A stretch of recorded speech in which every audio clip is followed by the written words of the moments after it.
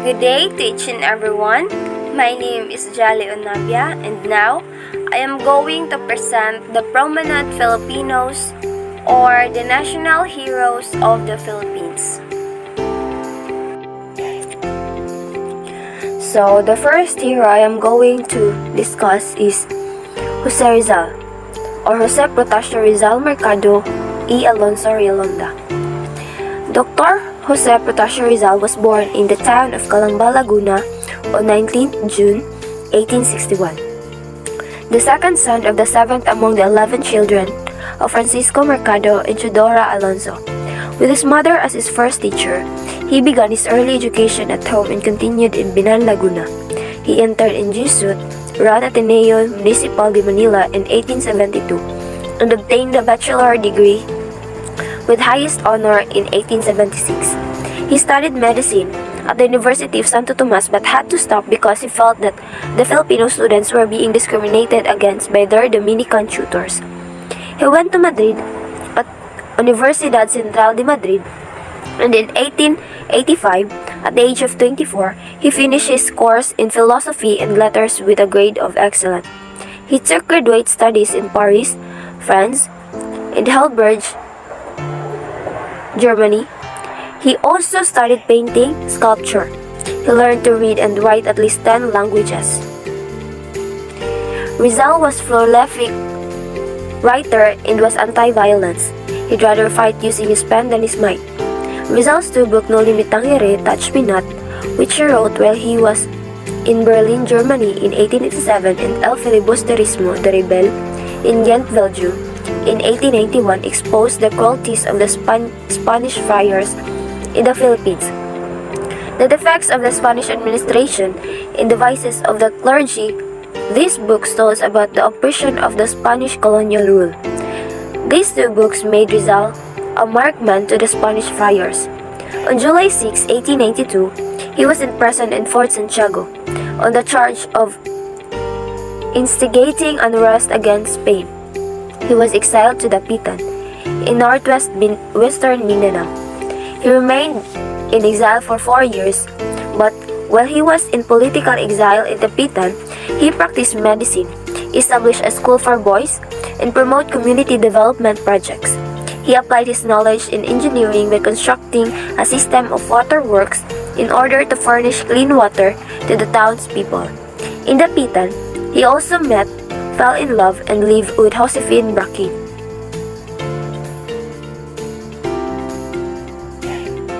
So, Rizal's contribution to become prominent or hero in our country is he is one of the most revered figures in the Philippine history. He was a multifaceted intellectual and a political activist, best known for his political writings that inspired the Philippine Revolution and ultimately led to his execution by the Spanish. So the next hero I am going to discuss is Andres Bonifacio E. de Castro. Remembered as the father of the Philippine Revolution against Spanish occupation, was born in Manila in the mid-19th century to working-class parents, compelled to leave school after his parents' premature death. He started working at the age of 14 in order to look after his younger siblings. Yet, he continued to study in private, gaining comprehensive knowledge in the process and becoming aware of the Spanish oppression. At the age of 29, he co-founded Katipunan with the intention of overthrowing Spanish rule through armed revolution. He became its Presidente Supremo at the age of 32. When the armed revolution actually broke out a year later, his unit could not do very well. It enabled others to challenge his position, and eventually he was replaced by Emilio Aguinaldo as the President of the Philippine Republic. When he refused to accept it, he was arrested and tried for treason before being executed by the firing squad.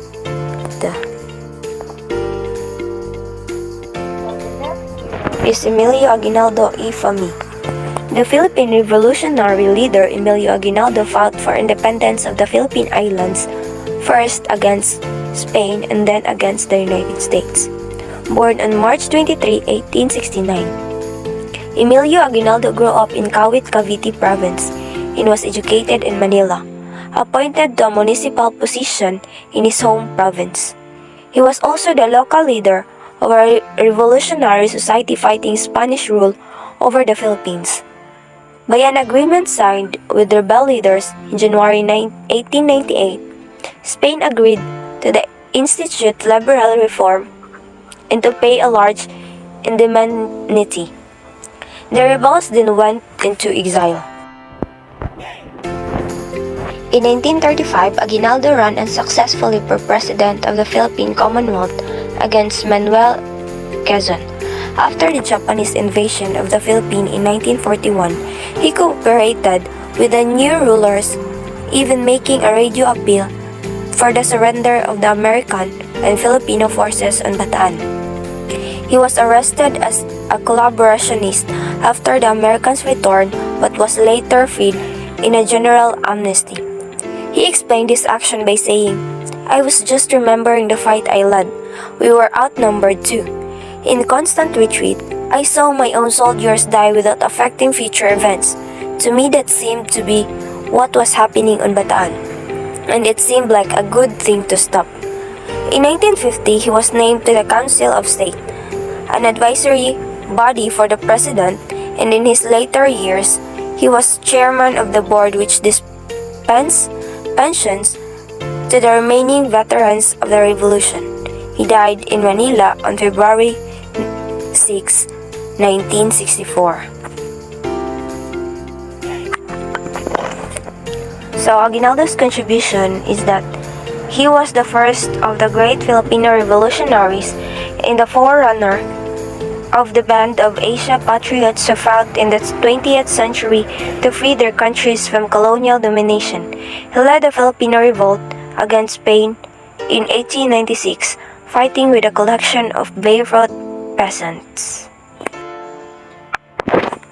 So the next hero is Apolinario Mabini y Maranan. So he was a Filipino political philosopher and architect of the Philippine Revolution. He formulated the principles of democratic popular government, endowing the historical struggles of the Filipino people with a coherent ideological orientation. Apolinario Mabini was born in Talagat, Tanauan, Batangas on July 22, 1864. His parents belonged to the impoverished peasantry. He studied at the Colegio de San Juan de Letran in 1881 and at the University of Santo Tomas, where he received a law degree in 1884. During this time, he earned his living by teaching Latin and then serving as copyist in the Court of First Instance in Manila. In 1896, Mabini contracted an illness, probably infantile paralysis, that deprived him of the use of his legs. When the Katipunan revolt broke out late that year, the Spanish authorities arrested him. Unknown to many, Mabini was already a member of a Rizal's reformist association, the Liga Filipina. So Mabini's contribution is that he came to forefront in 1898 during the Filipino Revolution against Spain. In the subsequent revolution against the United States, he became known as the brain of the revolution. Even if Mabini already paralyzed, in 1898, General Emilio Aguinaldo summoned him to serve as his chief advisor. So the next hero is Marcelo Hilario del Pilar y Gatmaitan. So he born on August 30, 1850. Born in Bulacan, Kapaitan si General of the Philippines. Marcelo H. del Pilar was a Filipino writer, also popularly known by his pseudonym Plaridel. He had also worked as a journalist and lawyer at different times. Del Pilar was known as one of the main personalities to influence the propaganda movement, also known as the Reform movement, in Spain. He was very vocal in his dissent against the Spanish friars and the deplorable treatment of the Filipinos in the country. Due to his anti-friar activities, Del Pilar was banished from the native country and went to Barcelona, Spain. He succeeded Lopez Haina as the editor of the newspaper La Solidaridad and held this post until the publishing house won up due to financial issue. According to the findings of historians Renato Constantino, Del Pilar is believed to be the mastermind of Katipunan, a revolutionary organization. It is believed that his letters to Andres Bonifacio helped the latter to recruit more Katipuneros. Now, Del Pilar's contribution is that he was one of the active anti-fire personalities in the Philippines before the outbreak of the Philippine Revolution in 1896. After the deportation of his father and the death of his mother in 1872, he worked to destroy the fire's authority and influence on the country's affairs. So the next hero is Juan Luna de San Pedro y Novencio Anchieta. He born on October 23, 1857 in Badok, Ilocos Norte, Philippines. He was the third child of 7 children. He is a famous Filipino painter who is a successor of the Cala family of the Philippines. Luna attained his Bachelor of Arts degree from the Ateneo Municipal de Manila in 1874.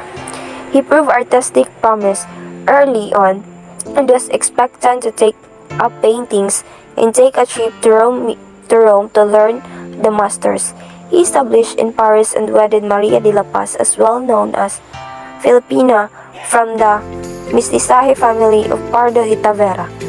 In a fury over his doubt of unfaithfulness on the part of his wife, he heartlessly shot her and her mother to death in September 1892, tried by the French court, and afterward convicted in 1893. He was punished to give the victims abrupt relatives, but to front each of their loss, as the court had deemed the murders an offense of passion. In 1894, Luna goes back to the Philippines after the absence of almost 20 years. Luna's contribution is that his work is remembered as one of the principal examples of Romanticism and Realism schools of art. Juan was not just an artist, he was a revolutionary and influential political activist who was an active participant in the Philippine Revolution that took place in late 19th century. So the next one is Melchora Aquino de Ramos. She was born on January 6, 1812. Her full given name at birth was Melchora Aquino de Ramos. Melchora was the only daughter of Juan and Valentina Aquino, who were a peasant couple living in Caloocan. Melchora was noticeably literate and highly intelligent at a very early age, even though she was never afforded the opportunity to go to school. In addition to her intelligence, Melchora was also a very talented singer who performed at local events. She also was known for singing at Mass when she attended church. She used her stores as a means to provide medical care to the soldiers who were fighting in the war. She not only provided them medical care, but she also provided them encouragement through prayers. Her store was also used for secret meetings. Due to her behind-the-scenes heroic during the revolution, she became known as a mother of the Katipunan, which was the Philippine word of revolution. She also became known to many of the Philippine revolutionary soldiers as Tandang Sora. So the last one is Maria Josefa Gabriela Silang. Born on March 19, 1723, Josefa Gabriela Silang, the first Filipino woman lead the revolt during the Spanish colonization of the Philippines, was born in Santa Ilocos Sur. Gabriela was the closest advisor for her husband Diego Silang, an Ilocano insurgent who collaborated with the British of the brief expulsion of the Spanish officials from Ligan, Ilocos Sur during the British occupation. After his husband was assassinated on May 28, 1763 upon orders of the Spanish authorities, Gabriela continued the revolt and led the husband's followers in several victorious encounters against the Spaniards in Santa and Vigan. So she launched guerrilla attack on the Spanish garrisons on the coastal towns. Her unique policy of harassment was so successful that the name Generala, which was given to her by the masses of struck terror to the Spanish troops and the Ilocanos who collaborated with Spain. However, She had her troops were captured in Abra on September 29, 1763, and were subsequently hanged in Virgin's Plaza, with Gabriela being the last to die. In honor to Gabriela Silang, as a heroine, Ilocos Sur Provincial Hospital was named Gabriela Silang General Hospital, also inspired by her heroism. A Filipino organization advocating women's issue was founded in April 1984 and named Gabriela, or the General Assembly, binding women for reforms, integrity, equality, leadership, and action. That would be all. Thank you.